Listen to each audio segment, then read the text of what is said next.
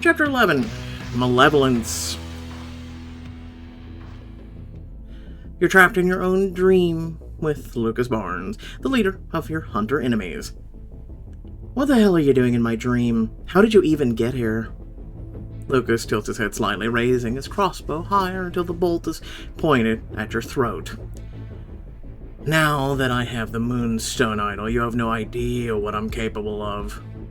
The implications of his words settle over your shoulders like a blanket of lead. Your jaw ticks.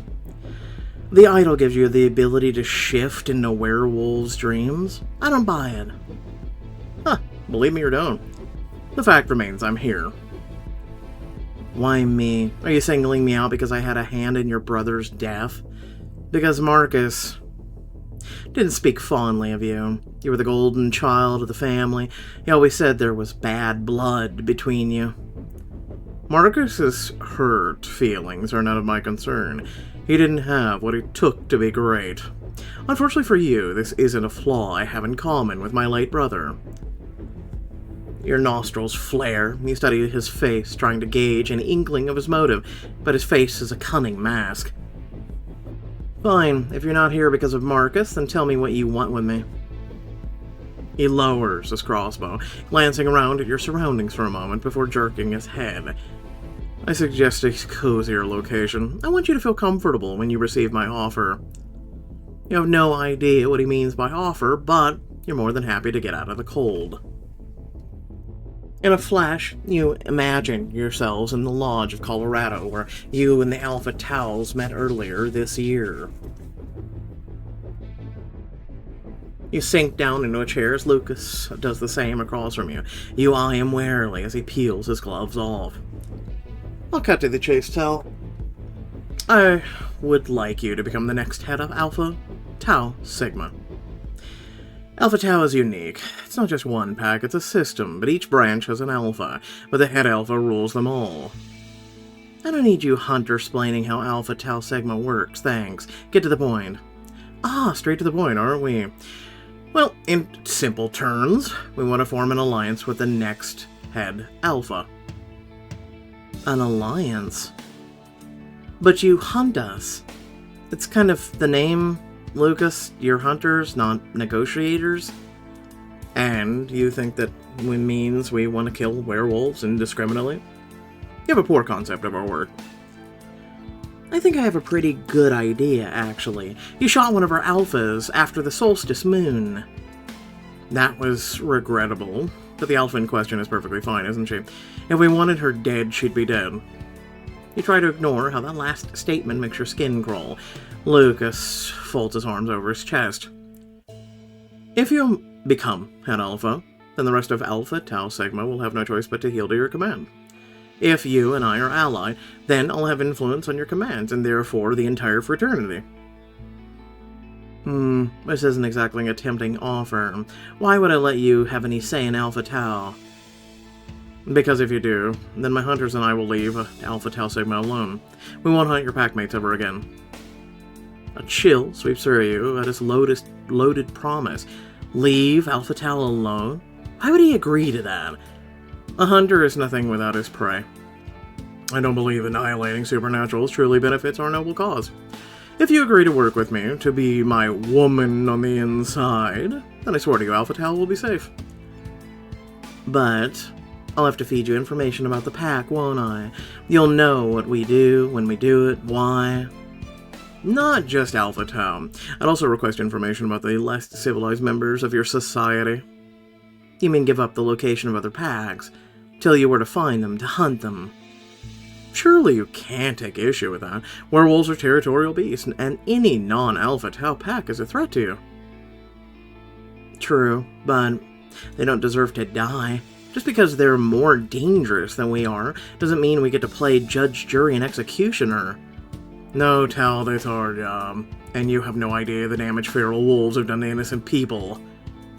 You shut your mouth, staring at him as he smooths back his hair, a vein bulging in his forehead. He's riled up. Maybe I can use his emotions to my advantage. There's no way I'm going to ally with him, but he doesn't know that. I could humor him, pretend I'm interested, get more information out of him, learn his long game. You meet his gaze, and the coldness in his eyes makes your skin prickle. He tilts his head again. What'll it be, Tal? Are you interested, or am I wasting my time? I'll pretend.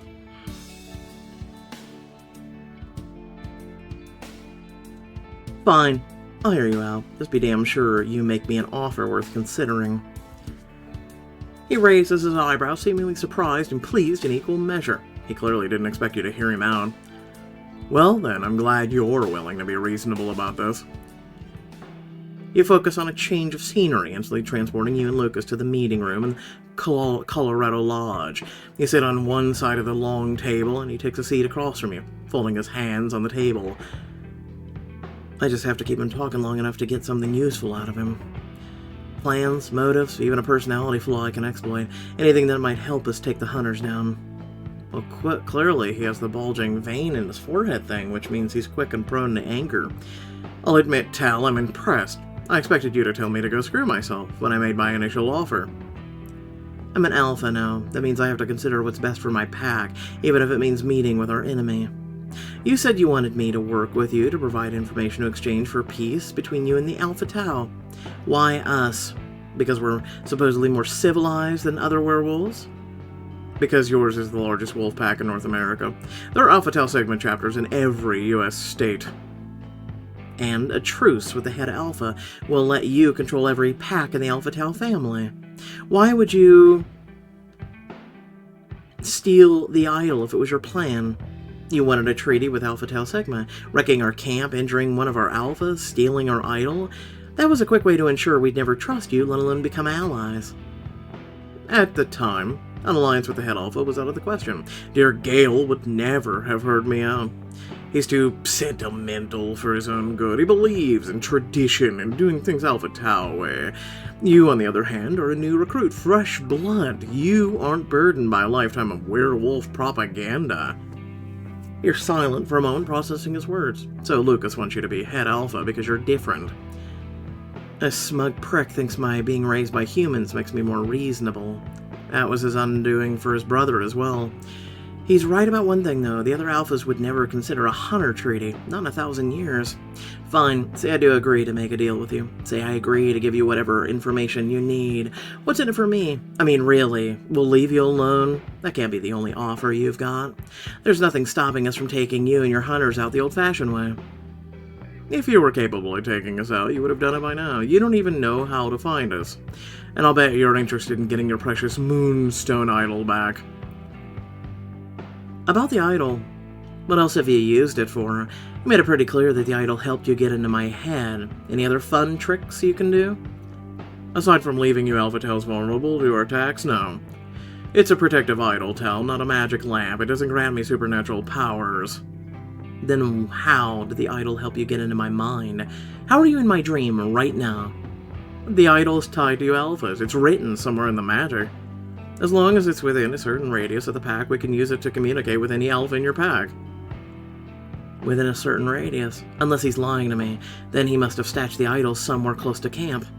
So far, I've learned why he's targeting me, because he thinks I'm the least wolfy of the alphas. And I've learned that the Moonstone idol might be somewhere close to camp. That's good, that's useful. Taking advantage of your pensive silence, he gets up and begins to pace languidly around the room. You eye him warily as he comes around the table and leans against it, looking down at you with a smug smile. I understand your crisis of conscience here, Tal. I'm a hunter. On paper, I'm your enemy. But you're not the first werewolf I've offered a deal to. You're not even the first Alpha Tau. I know. You hunters made a deal with a werewolf named Randy earlier this year. He sold us out to Marcus because Marcus promised him a way to turn him from a werewolf into a normal human. Hang on. Are you the hunters the reason why Emery and Gale lost their ability to transform? I wish we had that kind of power. Sadly, the transformational reversals are an inside job.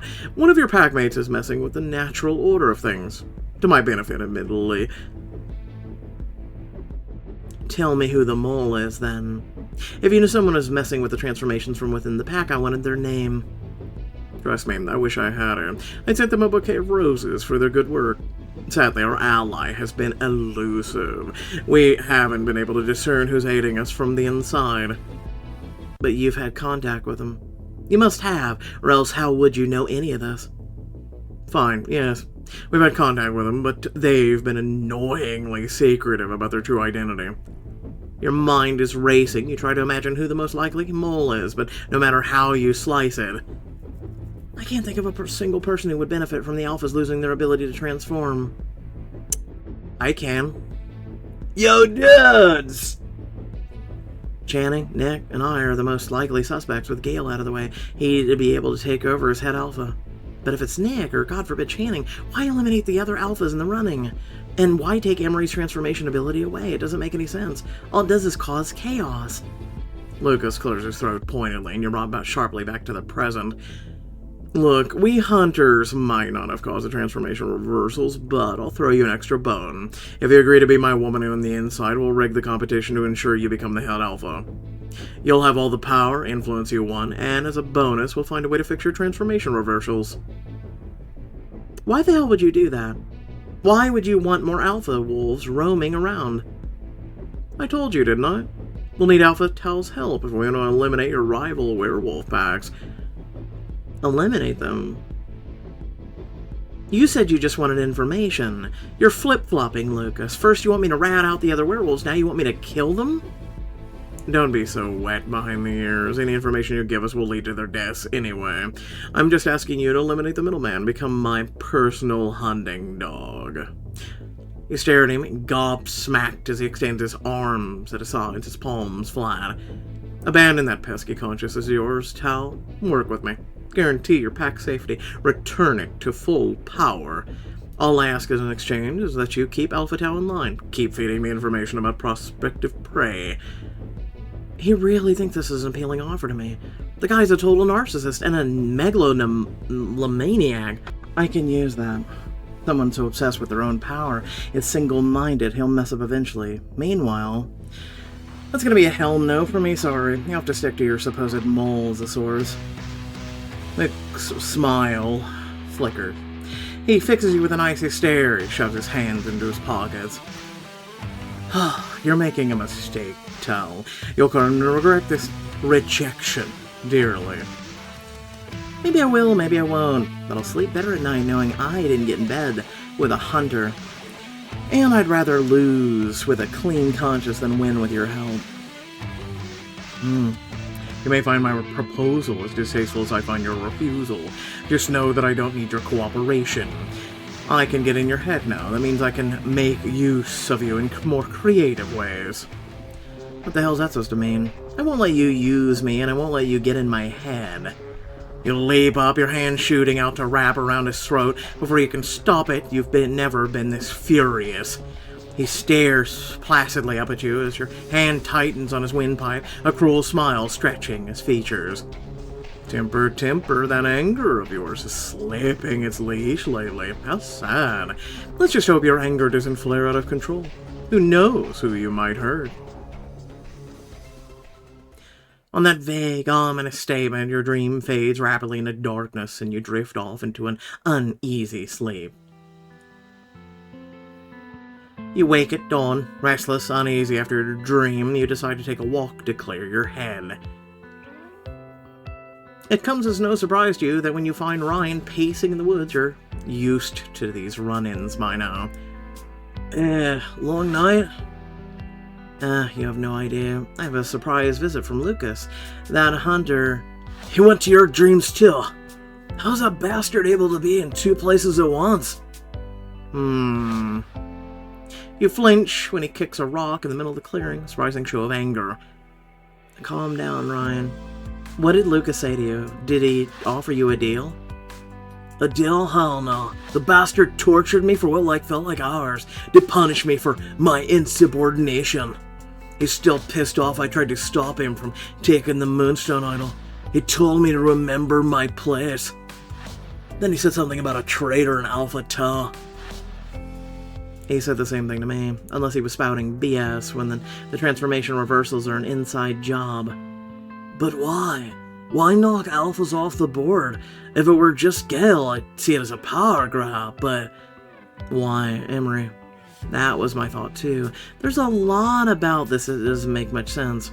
But if Lucas was telling the truth, then at least we have a lead. One of our own is sabotaging us alphas. That's not all Lucas said, though. He mentioned he'd use your anger as a weapon to hurt us. Your stomach sinks. He's taunted you with your temper before the end of the dream, too. I think Lucas has a way of manipulating my emotions. He can get in our heads, Ryan. Maybe he can use that power to trigger my anger at will. If he's really able to use me as some kind of weapon against you, I need to do something about it. Hang on. What are you suggesting? You can't seriously wanna run away? Take away his power to manipulate me? No, I don't want to, but I might not have a choice. If I get out of here before things get worse, then Lucas can't hold his threats over our heads. But if the hunters attack us and you're not here, we'll be SOL. Don't jump the gun on this. You sigh, rubbing your temples. He hesitates and puts a hand on your shoulder. Give it a day. Think on it. The hunting game is in the head alpha competition is later today. If you still want to bail by nightfall, then I won't stop you. You nod jerkily, turning your thoughts over in your mind. Running away isn't an appealing option to you, but I'll do anything to keep the pack safe, even if it means keeping it safe from me. You return to your cabin, your thoughts churning uneasily. Channing is sitting on the armchair across from Gale. Tal, hey, you weren't in bed when I woke up. I was worried. You shake your head warily, crossing to the chair and crawling into his lap. You let him wrap his strong arms around you, resting your head in the crook of his neck. I needed to get some air. I had a hell of a night.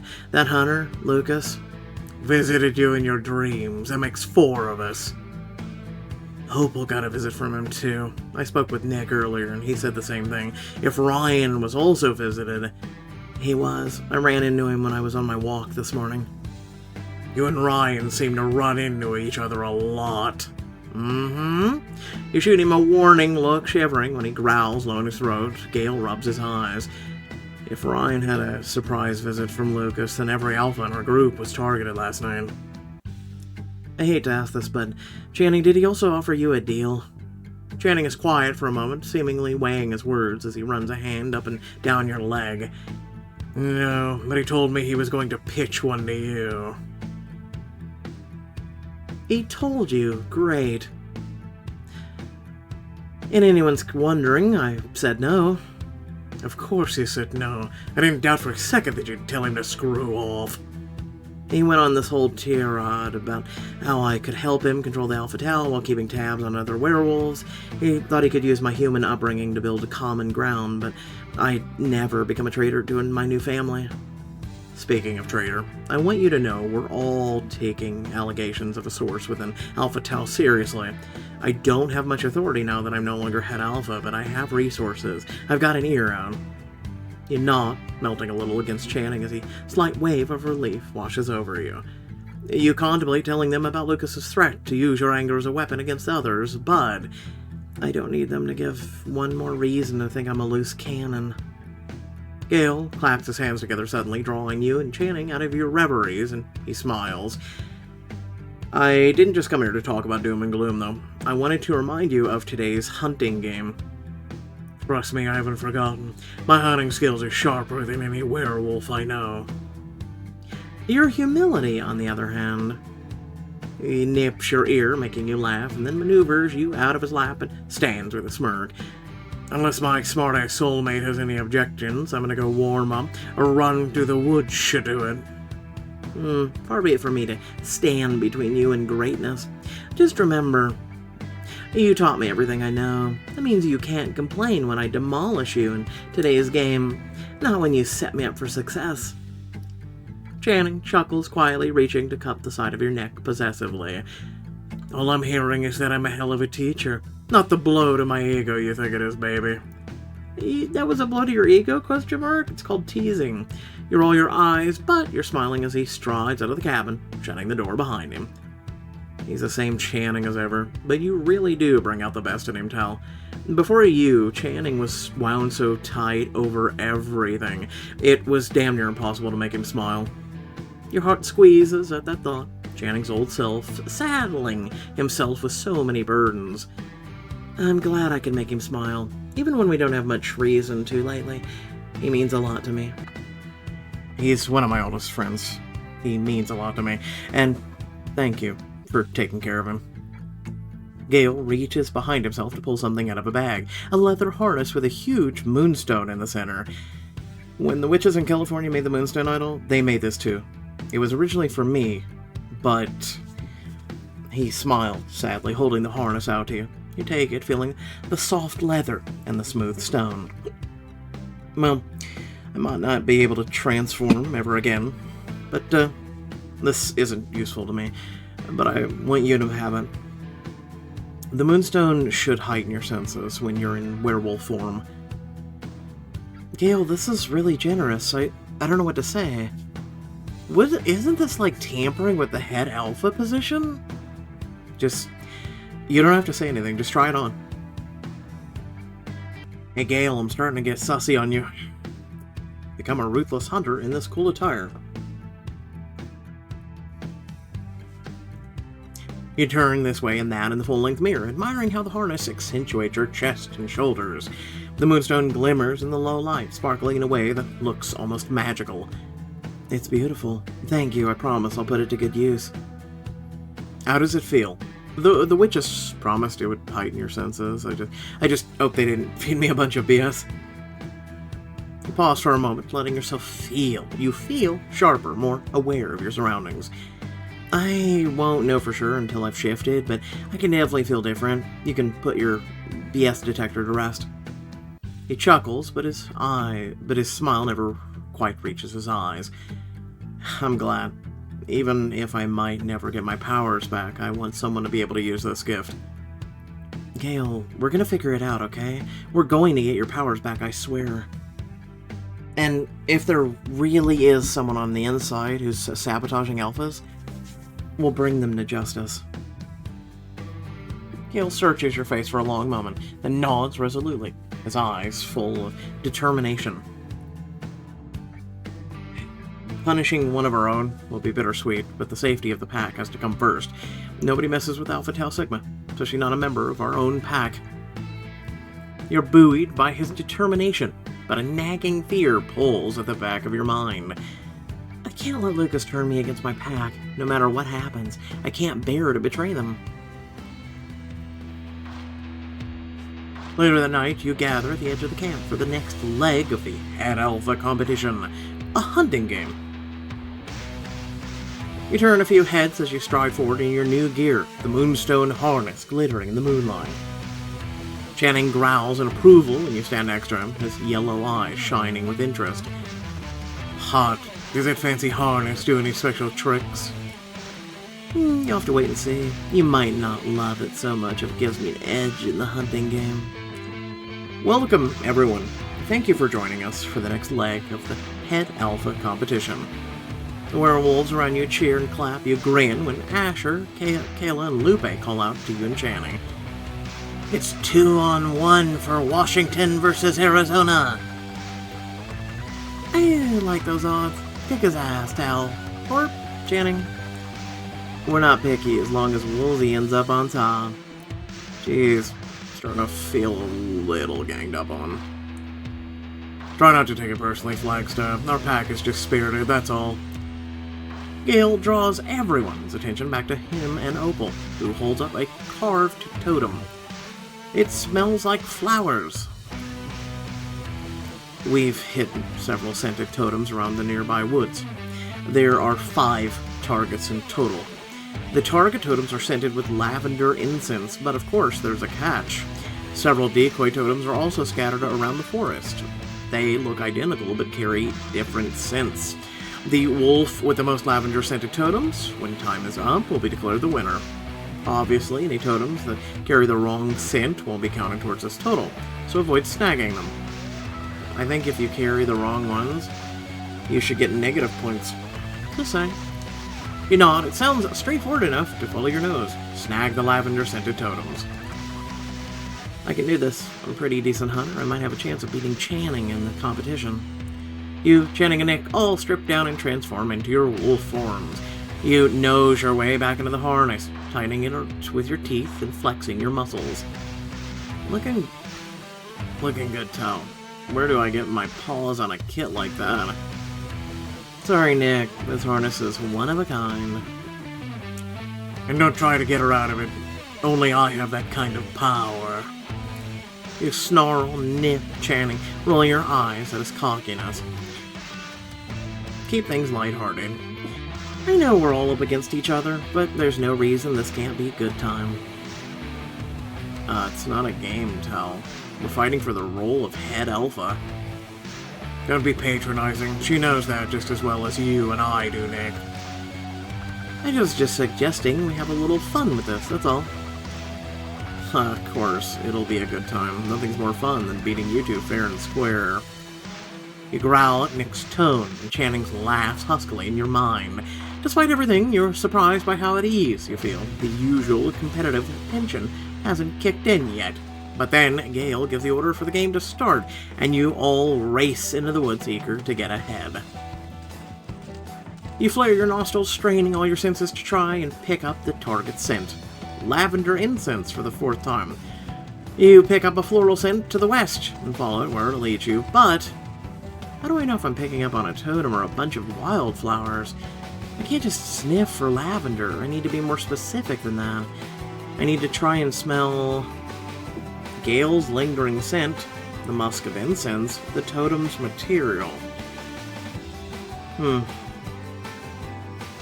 moonstone in your harness pulses and hums with energy. Your sense of smell feels heightened beyond measure. Your nose twitches when you smell a combination of wood, flowers, smoke, and Gale's faint scent. With a huff of interest, you trot to the edge of the clearing and dig up a totem at the base of a tree. This harness is no joke. I swear I can smell every individual piece of moss in this clearing. You snatch up the totem and lope deeper into the woods, eager to find the next totem. Okay, so I'm assuming you're carrying this in your mouth. It's a wolf, right? How does that work? Wouldn't the smell be with you everywhere? It's in your mouth. I'm just saying. You follow your nose to the next target, but pause at the edge of another clearing, your eyes narrowing. Hi, Nick. How are you? Nick is sniffing around the clearing, obviously on the trail of the same totem that caught your interest. Your heart pounds when you see that he's already found a totem. The wooden carving is on the ground near his paws. You stalk silently around the trees, mindful of twigs underneath your feet, your thoughts racing. I can try to fight him for the totem, or I can move on and hope there's another totem nearby that he hasn't found. You weigh your options, watching as he sniffs at the side of a tree, standing on his hind legs. I know there's a totem here, but he's a strong one-on-one fighter, so if I leave him to this one, I better make damn sure I find another one, and fast. His ears twitch, and you know that you have to act fast before he notices you. Swipe his totem off the ground, fight him for this one, move on to the next totem. Swipe it. I think I can get the totem out of this interaction, even if it's not one that he's sniffing out. You slowly slink into the clearing, the moonstone harness making you hyper-aware of your surroundings. Deftly, you avoid stepping on any leaves, twigs, or sticks that might signal your location while Nick's back is turned. Gotcha. You snatch his unminded totem off the ground and quickly sneak out of the clearing before he notices you. What was he, frozen? Once you're a safe distance away, you do a little victory dance celebrating your theft of his totem. Not bad, a little sneaky, but this isn't against the rules. Was there even rules for this ship? Just asking for a friend, because we never went over it. You sniff the air, determined to find another totem before the night is out. I have 2 out of 5. Excuse me. It's almost half. If I can get one more and hang on to it until time is up, I'll have this victory in the bag. Follow your nose to the edge of the clearing, your heart pounding. There can't be much time left on the clock. I can smell something. Definitely a lavender incense? I'm close. Looking for this? Your hackles raise and you turn to find Channing standing nearby, his jaws brimming with 3 totems. My brother won. Damn it! I wasn't tracking unclaimed totems. I was tracking Channing's. How'd you get your paws on all 3 of them? I'm just that good. And Nick's just that sloppy. So you actually got the other one away from Nick? Actually, I just thought about that. You snarl, your mind racing. If Channing has 3 totems, you have no chance of beating him, unless... fight him. Flirt. You know, if you wanted to hand one of those over, I'll make it worth your while. You step further in the clearing, your head dipped low. Channing rumbles in a low growl. You're adorable. How about instead we celebrate my victory back at the cabin? You seem pretty confident that you're gonna win. Suddenly you hear the shrill pierce of a whistle from the back of the camp. Your time is up, which means Channing won. Your hackles remain raised as you, Channing, and Nick all make your way back to camp. You transform back into your human selves. Your skin prickles when you see Channing's cocky grin. Channing got 3 totems, Tal got 2, and Nick... I don't want to talk about it. I was way off my game tonight. Gale puts a sympathetic hand on Nick's shoulder and then turns to Channing with a grin. Congratulations, Channing. You're the winner of today's game. The crowd cheers raucously for Channing, who grins as he hands a totem back over to Gale. Your jaw ticks. You came second in the hunting game. Yeah, but how? How and why, though? Oh, whatever. Can't believe I lost to Channing. Why does he have to be so damn good at everything? I mean, you've beat him so far up until now. There's a tiny voice in the back of your head that's screaming at you to relax, to not take it so personally. But that voice is overpowered by the ringing in your ears, your irritation, indignant, spiking rapidly. Come on, baby, don't look at me like that. Seriously, you gave me a run for my money. Your mood only worsens when Channing reaches to rub your arm, tilting his head in sympathy. It infuriates you. Channing's making me annoyed. Some smirk of his is pissing me off. Why can't he just leave me alone? You ball your hands in a fist and Channing's gaze flickers down your arm, his eyebrows furrowing. Tell what's going on. Talk to me, please. He reaches towards you and you swat his hand away, baring your teeth and shouting at him. Shut the hell up, Channing. We get it, you won. You don't have to rub it in our faces. Stop treating me like a pathetic loser. I'm just as much an alpha as you, no matter what you say. Your voice echoes through the camp, and stunned, horrible silence falls over the camp as a wake of your outburst. Your chest heaves, your anger flaring out of control, and then suddenly fizzling, leaving you hollowed out and confused. Channing stares at you with an inscrutable look on his face. There's a flicker of hurt, but also hardness there. Anything else? I don't. Your gaze flits around the clearing. Loopy, Asher, and Gal are staring at you with wide eyes. Tal, what the hell was that about? What's gotten into you? It was kind of scary, I'm not gonna lie. Just give her a minute. Maybe she needs some space. But even Calla, who's been on your side since your first transformation, is looking at you with fear and apprehension. You open your mouth to apologize, to fix it, to say anything helpful, but... Why don't you realize you literally, the writers just said, we realize we've effed up. No. I wouldn't have flown off the handle if Channing wasn't badgering me. Your common sense screams at you to shut up, that you're acting out of character, that you're not yourself, but you can't help it. Your mind, your mouth are out of sync. You can't speak without spitting vitriol. Tal, take a walk. Get a hold of yourself. Don't let Lucas do this to you. That's when it clicks. Lucas. He promised to use your anger against the pack. Promised to wield it as a weapon. Oh my god, it's already happening. Lucas is in my head. I can't control my anger at all. You look wildly around the camp, your eyes settling on Channing. His expression is hard and unreadable. Tal. You shake your head mutely and run back to your cabin before you can do or say anything to make things worse. You slam the door behind you, storming towards the bed and crouching down on the far side of it, your hands over your ears. No. How is this happening? Why can't I do anything to stop it? Your anger is starting to ebb, but in its place is a dull, aching sickness. You can't believe you lashed out like that. Now that you think about it, you found it hard to control your temper several times in the past few days. I thought it was just my new alpha instincts, but what if it was Lucas using my instincts against me? I can't stay here. This time I lashed out verbally. What if next time I act violently? What if I hurt someone? The door to the cabin suddenly slams open and you gasp, turning to see Channing as he storms in. Stand up. Channing, I'm so sorry. I said stand up, damn it.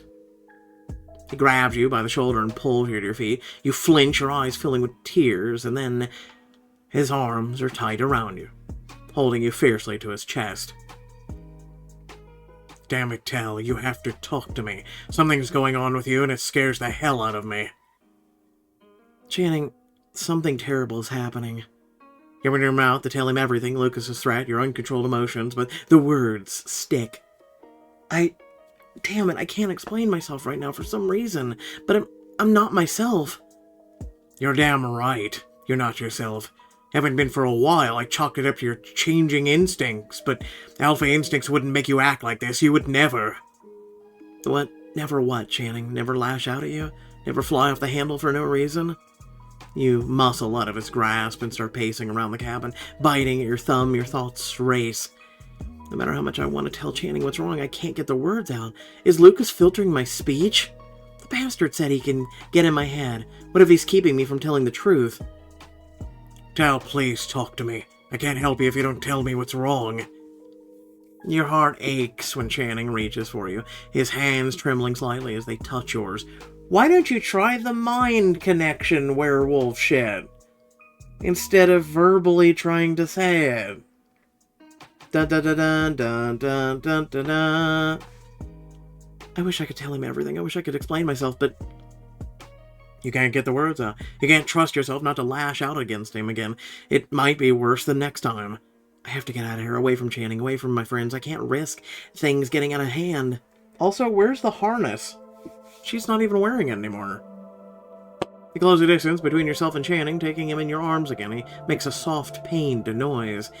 I love you so much, and I'm so damn sorry for what happened back there. And since we got to camp. Shh, hey, we've been through this. It's not your fault. Whatever it is, we'll figure it out. What if I take things too far? This time, I just chewed you out, I bit your head off for no good reason. What if next time my anger gets out of hand? What if I hurt you or someone else? Your eyes shut tightly as you picture it, attacking one of your packmates, someone without your alpha strength. Channing gently tilts your chin up, and your eyes open again to meet his gaze cautiously. I'd stop you before things got that far out of hand. I'd stop you, I swear. His words are a balm to your frayed nerves, but they don't erase the truth of the matter. You're dangerous. I need to leave at first light. I don't know where I'll go, but I need to get away from my pack, my family. You lean in, press a soft kiss to his lips, hoping to convey all your love and anguish in the gesture. His warm hands move to the small of your back, holding you close as he kisses you back with equal fervor. You touch your head into the kiss, your eyebrows knitting together, your skin prickling with desire and emotion. If I can't tell him what's going on, maybe I can at least show him how I feel without words. No. You realize for, how many years now this has been a constant trope with Pixelberry? Every time there's emotions and it gets heated and the whole 9 yards, it's always battle chicken wow wow. But that'll fix it every time, right? No. You lift your hands to cup Channing's face, smoothing your thumbs over his cheekbones. Let's get in bed. I'm tired. I could use a good long rest. With a nod, Channing leads you to the bed, peeling back the covers and gently guiding you under them. He crawls into bed next to you, fitting against your side, his arms wrapped around your middle. Tell I'm here for you, no matter what's going on, no matter what happens next. Always. You offer him a sad smile, leaning in to press a gentle kiss to his forehead. Your heart aches. I'm sorry, Channing. I hope you understand why I have to do what I'm about to do. You wake up before dawn and throw some of your things into a bag, careful not to wake Channing as you pack your stuff. You don't even let yourself spare him a glance before leaving. You don't want your resolve to crumble. Let me guess, Ryan sees you? Swear to God. You set off down the road, keeping your head down. You don't know where you're going. All you know is, I can't let Lucas make good on his threat and use me against the pack. You're about a mile down the road when you notice it, a prickling on the back of your neck, your danger sense on alert. Your footsteps slow, your fist clenching. You don't know who it is or why, but one thing is clear. Someone's following me, and they have been for a while. I'm calling it now. It's Ryan. Alright, so... without further ado, thanks for watching. Please remember that if you did enjoy the content, do like, share, and subscribe. Let me know your thoughts down below. Aside from that, what else can I say? Right? So, let me say the following. Pretty much, here is a devil's advocate moment that I'll throw at you. What if Lucas is misleading you? Now, again, remember I've pointed this out several chapters in a row. They broke into the kitchen and the place that everyone eats. They didn't mess anything up. They messed up the whole rest of the camp. The bedrooms, the beds, everything. But they didn't touch where we eat. Now, one of the things is again, see, the problem is I have a brain and I use it, and I also have this thing called common sense. What is something that Opal and Gale, the only ones that are technically really affected by this werewolf reverse transformation thing, is there something that they ate or drank that no one else did? This is something that no one's thought about, right? Maybe there's something in the food or drink that they had. Maybe it's something that they did. Maybe it's something that they did touch that no one else has done yet. Who knows? Heck, it might even be medication or something. Remember, she was a nurse, right? She was helping to bandage him up and all this other stuff, right? Perhaps there's some sort of thing that she used in her first aid kit or whatnot that she's not aware of. So imagine, for instance, like... mishaps like this happen all the time in pharmacies, right? And they give people, like, wrong pills, right? Even to things like they're allergic to. I'm not even kidding. It's happened twice to my brother in my life. So, literally, they've got medication that they're deathly allergic to twice from the pharmacy. And it also came from the doctor. So, 2 people did really bad things, okay? That were completely separate. Just, yeah, no. Anyway, so with that being said... again, we're like, there's a lot being played. I think Lucas is a lot smarter than his brother, right? Clearly. But they also have the same downfall. Their ego, their fact that they're leaning on you more than anyone else, right? They're playing with other people, or at least this guy is, Lucas. He's playing with other people's minds, setting everybody on one another. Like, why would you go to all the alphas and set each other on to one another, right? I also don't believe it's Asher. I don't believe it's Lupe. I don't believe it's Kala. There really isn't anyone else at camp, is there? There's like Nick and Ryan. And then there was Gale and Opal. And yeah, no, they're kind of like out of question. Like I said, unless they throw some random werewolf we've never met in the mix, just to be like, look at this guy. Like, I don't know what to say. Now, let's just go back, and just in case it isn't, like, them playing us against one another. Okay, so someone's probably doing this. A lot of you have not liked Ryan. I've seen that in the comments. A lot of you haven't liked Ryan, and I get that. It would make sense, and I thought about this, right? I've kind of been like, maybe not. Kind of like, we'll see with Ryan, right? I haven't wanted to point the finger until now.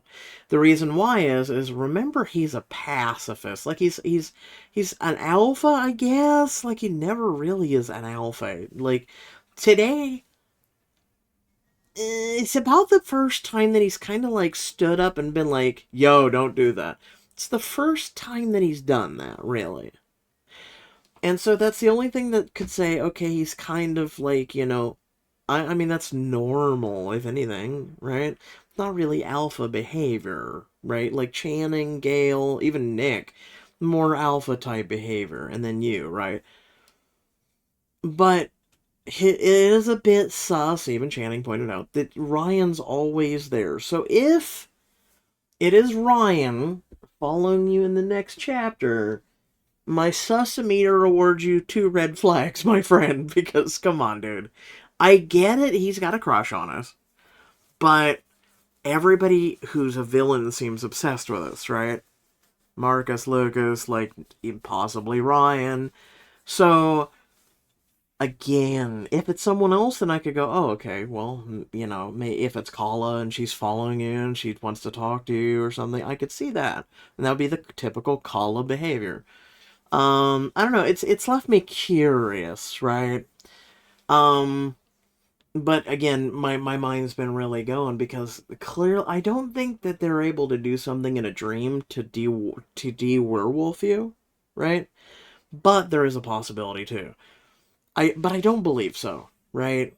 I don't believe so because no one complained about really weird or whatnot dreams until today. So I guess we'll see. Let me know your thoughts down below. I like doing a little bit of theory crafting, throwing things at you guys, seeing if you guys share the same thoughts as me, facsimiles, whatnot, or if your thoughts are completely different, too. So yeah, no, let me know if you guys, are interested or piqued, or anything else on what I've said. But otherwise, thanks for watching. Love your beautiful faces. I'll catch you all in the next video. Peace out.